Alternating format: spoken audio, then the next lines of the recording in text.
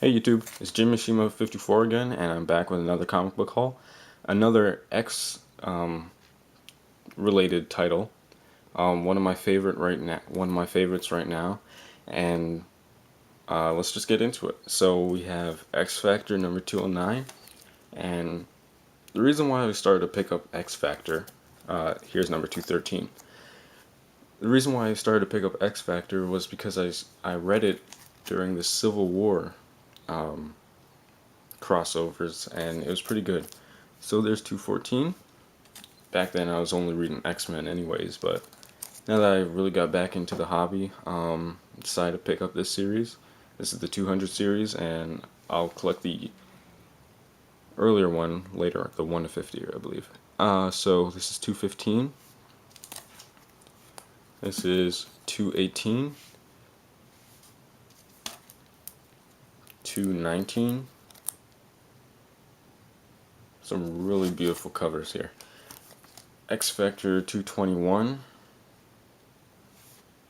X Factor 223. X Factor 224.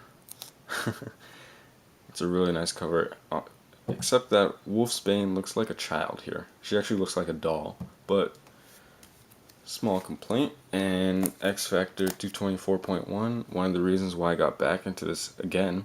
I've read this before and I had to pick it up, however, the corner is like awful. So when I see another copy of this, I'll try to get it. But this book, and 230 are pretty hard for me to find. And the fact that I found this one was pretty good, and this was the best copy, like I said. But it's a really good book, that one. And if you're trying to get into X Factor, it's a decent point to start off. Except they don't talk about Wolfsbane in it, so you might have to catch up on the back issues. So we've got X Factor number 225, X Factor number 226.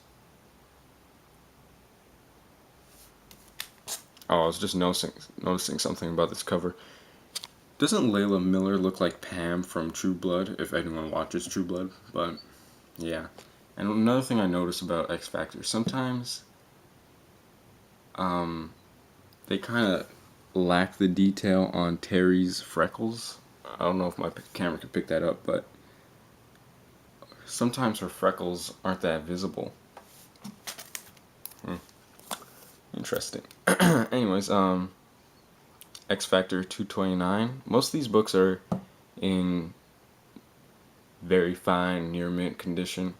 Like, there's a few exceptions, like that 224.1.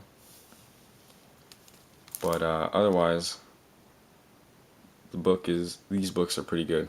And X Factor number 230. So in this book, it's pretty funny. One of the comments that a character makes, I can't actually remember who, is that Wolverine, why are you everywhere? And now that I thought of that line, I believe Sabretooth said that in like an X-Men book, maybe during Chuck Austin, or no, just Chuck Austin wasn't writing that. It must have been Milligan. Yeah, definitely. So it was just funny that they brought that up. It was really good. Peter David is a great writer. If you read his X Factor series that he did before in the 90s, you would know that he has a great take on characters, and any of his other books, I recommend that you buy them. So I got X Factor number 231, X Factor number 232, Doctor Strange on there, X Factor number 233. It's a really bright cover. I'm kind of tired of Havoc's costume. People might say that about Polaris's, but I actually like hers. The thing I don't like about Havoc's is that it kind of looks like his power controlling suit. I don't remember what the suit was called, but this is exactly like it, except it doesn't have that huge circle in the middle. It's time for him to step up and get another costume. it looks ridiculous now, especially now that he's on his X Factor investigations, where they're supposed to be in normal clothing. But uh, time for an upgrade. Polaris could get one too, I guess. So here we got X Factor number 234. Another great book. I really like Layla Miller. She's probably in my top 5 for female characters. Just because she's sassy and she knows what she's talking about. It's really great. And I hope that her character doesn't get ruined if X Factor gets chopped on the Marvel Now block. But here we go. So X Factor 236, In the Clutches of Scattershot. X Factor 237, Road Trip. See, Polaris looks nice there. Anyways, X Factor 238, and finally X Factor 239. So,